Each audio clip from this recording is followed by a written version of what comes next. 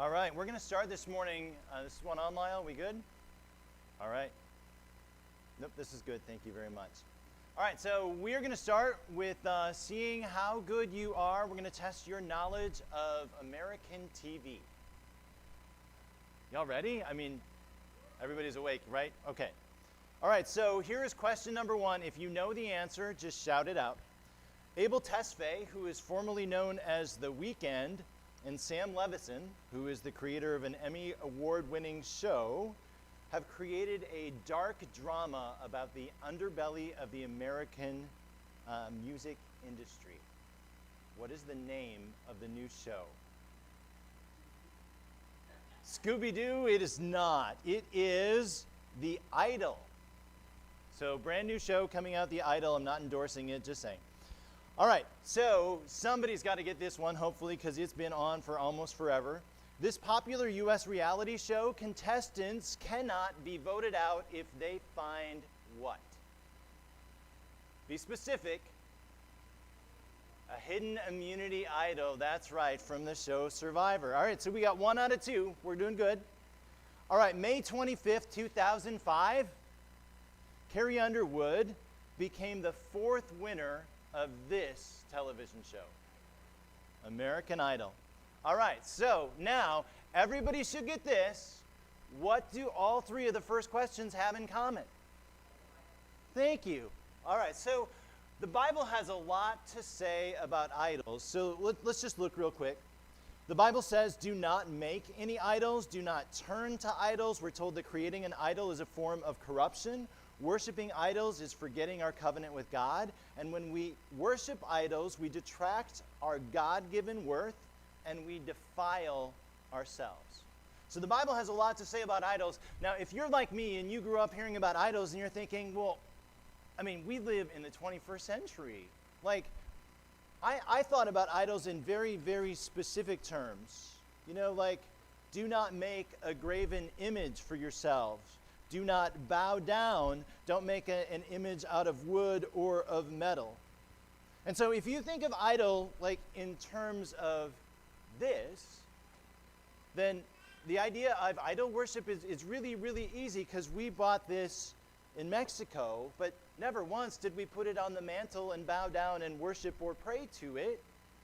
So if you think of idols in terms of things like this, it is really easy to look at the commands of the Old Testament and be like, oh, this is easy. I've got it. But here's what God says through the prophet Ezekiel. He's upset with the leaders of Israel, and he says, these leaders have set up idols in their hearts. They have embraced things that will make them fall into sin. See, the Hebrew term in the Old Testament for idol, it literally means little round things. The New Living Translation Study Bible says that really what God is saying is that he's alluding to dung. So, essentially God is saying they are embracing poop in their hearts. They are turning from what is good and worshiping that which they shouldn't. So what we really need to do is start thinking of in terms of idols, not in terms of just graven images, but in an orientation of our heart. So what is an idol, and why are we even talking about this? All right, so 2 different definitions, and I want to share both of them from 2 different authors. The first one is from Dr. Boyd, and he says, we often think of idols as a statue, but an idol can be anything that we use to meet the need that only God can meet. In other words, a false god. Whatever we derive our core sense of worth and meaning from becomes our God or becomes our idol. Author Timothy Keller writes this. He says, the human heart takes good things like a successful career, love, material possessions, even family, and turns good things into ultimate things. Our hearts deify them and they become the center of our lives because we think they can give us the significance, security, and safety and fulfillment if we attain them. So we need to start thinking about idols not in terms of graven images, but in terms of what is it that our hearts desire. What is it that we fixate on? What is it that we are just so in love with other than God. So when we start thinking of idols in those terms, it's pretty clear that anything can be an idol. And Timothy Keller writes, everything has been an idol. Anything can be an idol, and everything has been an idol. We can turn anything, even good things, into idols. Those can be the things where we are getting our worth and our value and our purpose. We are created to get that from God and from Him alone. And so when we start drawing our worth and our purpose from things like our careers or our cars or our homes, we have made those into idols. We can turn our careers, our cars, our credit cards, our credit score, our children's choir concert, our condo, any of those things into an idol. When we get our core sense of worth and purpose from our possessions or our family or our achievements or our jobs or our success, that becomes our idol. If you think about it, idols are all around us. We make them, we shape them, we mold them, we hold them, we worry about them. We fret over them, we lose sleep over them, we measure our success by them, we measure ourselves against other people because my house is bigger than your house, or their house is better than ours. Idols can be made of flesh and bone or wood or stone or stocks and bonds or gold and silver or Bitcoin or barbecue. Really, anything we can turn into an idol. Timothy Keller wrote this. He said the greatest idol factory in the entire world is the human heart. The greatest idol factory in the entire world is the human heart. See, it's all about the heart. We might not physically kneel down to a statue, but many young women today are driven into depression and eating disorders and obsession over body image. So they might not be worshiping Aphrodite, not bowing down to her image, but they're getting their sense of worth from that. We might not actually burn incense to Artemis, but when money and career are raised to cosmic proportions, many people have performed a different kind of child sacrifice by sacrificing their family, their loved ones, for their career. So, anything can be an idol, and everything has been an idol. Bruce Springsteen, in his song, Everybody's Got a Hungry Heart, I think nailed this, because Bruce Springsteen says, everybody's got a hungry heart. The song is about a person who lives in Baltimore. He's got a wife and kids, and he goes out, and he never goes home. He said, like a river that don't know where it's flowing. I took a wrong turn, and I just kept going, because everybody's got a hungry heart. Everybody has a sense that at some level there is more. There is more to life than just this. There is more to life than just our career or what we see in front of us. Boyd writes this: every human being with normal mental and emotional faculties knows that there is more and longs for more. Augustine put it this way. He said, you, God, made us for yourself, and our hearts are restless until they find our rest in you. See, God created us to be in relationship with Him. There is a longing that is deep inside of us, and we try and fill it with all sorts of things. We try and fill it with our careers or our success or our family or our work or the collection of stuff that we have or our knickknacks or our whatever it is. But that hole in our heart, that longing, that sense that there is something more can only come from a relationship with God. We are made to share in the life where we are perfectly and unconditionally loved.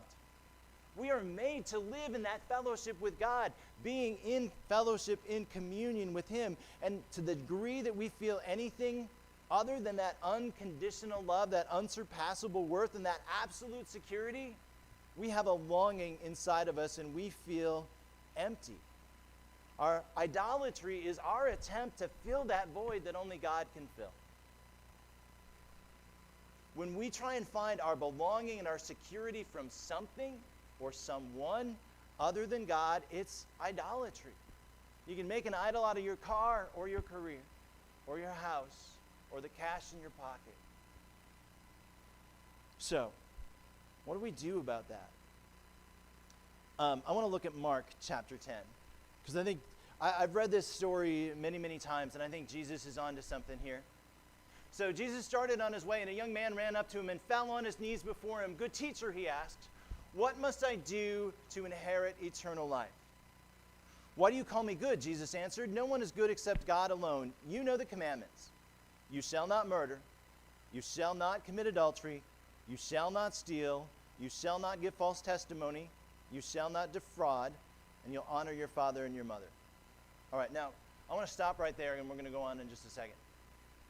So, this guy is going to get excited because he's like, I know these commandments, and I have kept all of these commandments.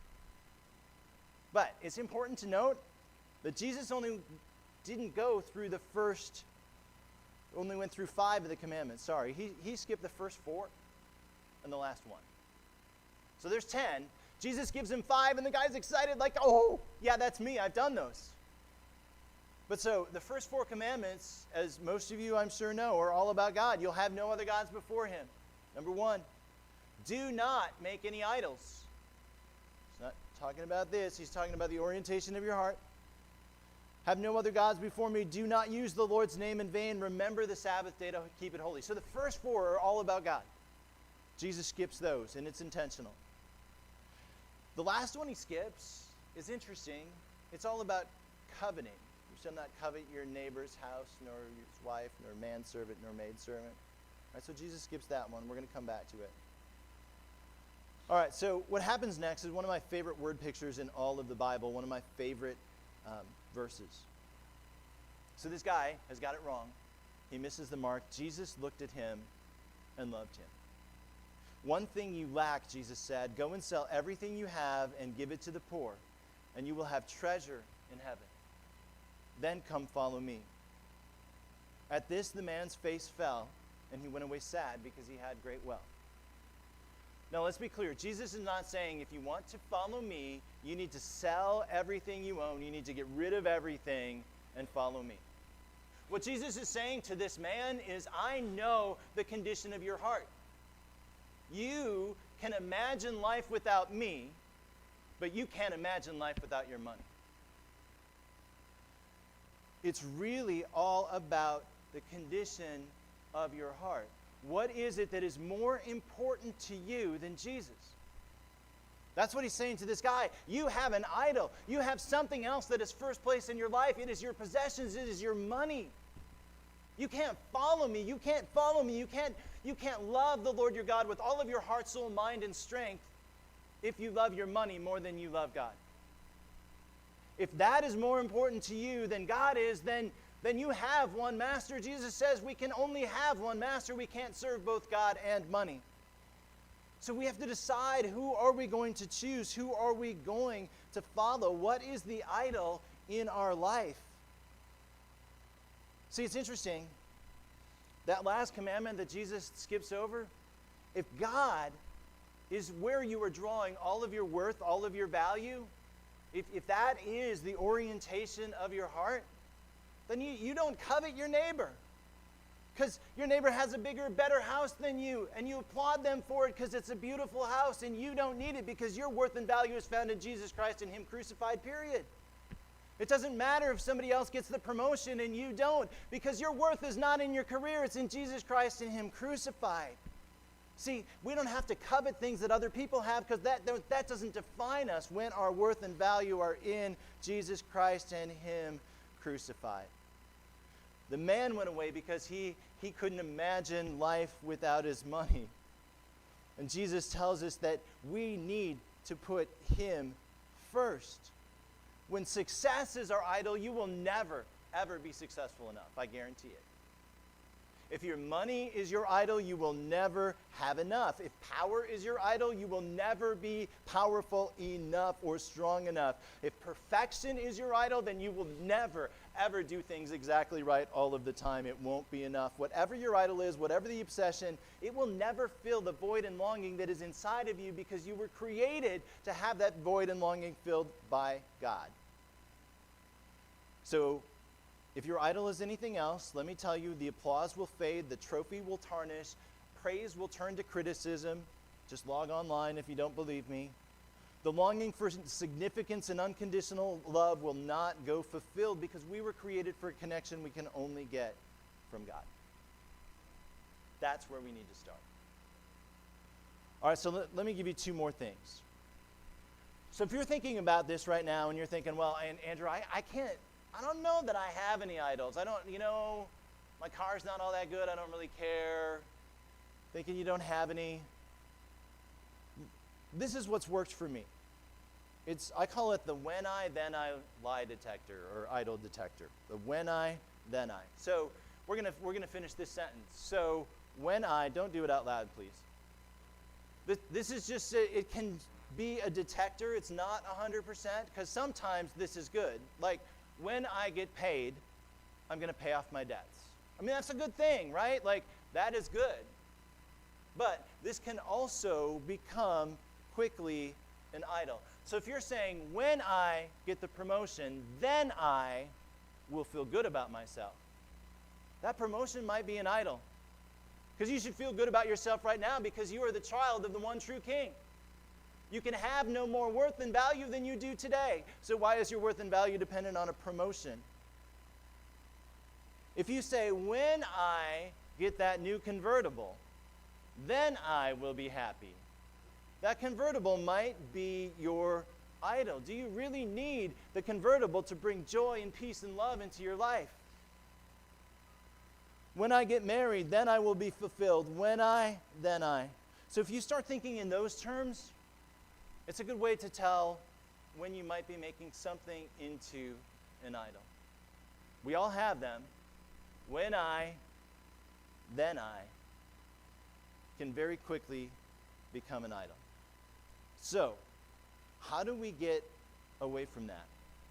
It's both very simple and yet very challenging. So to escape the idol trap, we need to start thinking as citizens of heaven, not citizens of this world. We need to reorient our minds to understand that our worth and our value comes from Jesus Christ, period. We are citizens of heaven. Our identity is there. We are strangers in a strange land. We might live in the kingdom of this world, but we are not citizens of the kingdom of this world. We live in a land that is dominated by judgment and opinion that will break you down and wear you down. We live in a kingdom where worth and value is derived from the things that we have, the things that we do, the performance that we give. In the kingdom of heaven, your worth and value isn't derived from what you did or what you've done. It's not your background. It's your future, and that is secure in Jesus Christ. Your worth and value is coming from being a child of the one true King. That is who you are. That's your identity. So Paul says, Book of Romans, I urge you, brothers and sisters, in view of God's mercy, offer your bodies as a living sacrifice, holy and pleasing to God. This is your true and proper worship. Do not conform to the pattern of this world. So don't think in terms of this world. Don't view your value and your judgment based on this world, but be transformed by the renewing of your mind. Then you'll be able to test and approve what God's will, his good, pleasing, and perfect will.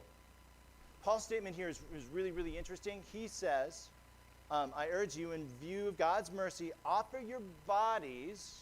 So Paul is saying being a living sacrifice. That original word right there, that sentence could be translated, give your corpse, because the word for body there could mean dead body in the way that it's being used. So Paul says, offer your dead body, because you should be dead to this world. You should be living for God.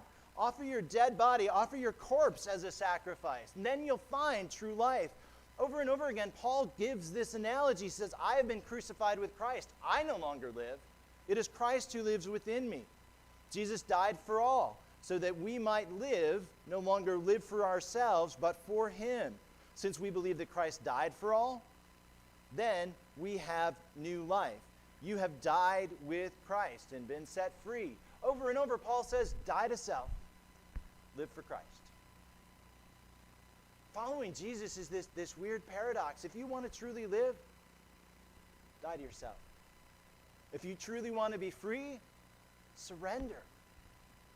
If you want to win, if you want to be great, then humble yourself. If you want to be the greatest, become the least. If you want to win, surrender. If you want to be exalted, humble yourself. If you want to truly live, live for Christ. And then he says this in the letter to the Philippians: whatever is true, whatever is noble, whatever is right, whatever is pure, whatever is lovely, whatever is admirable, if anything is excellent and praiseworthy, think about these things. You see, our daily decisions, our routines, our patterns, our thinking, what it is that we are fixated on needs to start with Jesus Christ. We need to throw off everything that hinders us and focus on Him. Rooting out idols is not easy because we think we are getting worth and value from them. They become part of who we are. We need to be careful because everything can be an idol and everything has. So my challenge to you is, what is it in your life that's keeping you from a deeper, fuller relationship with Jesus? Every single one of us has something, has an idol somewhere, whether it's success or fame or money or just being right. None of those things are more important than our relationship with God. Would you stand and pray with me? Abba, Father, you have challenged us to love you with all of our heart, soul, mind, and strength. But you have created so many good things. And sometimes it is so tempting and so easy to fall into the trap where we want those things. God, help us to reorient ourselves so that you are first and foremost. That we get our worth, our value, our purpose from you and you alone. And then everything else is just a blessing. And it's one that we can love and cherish, but it's one that we can hold with open hands because we are getting all of our worth and value from you and from you alone. It's in your name I pray, and all God's people say.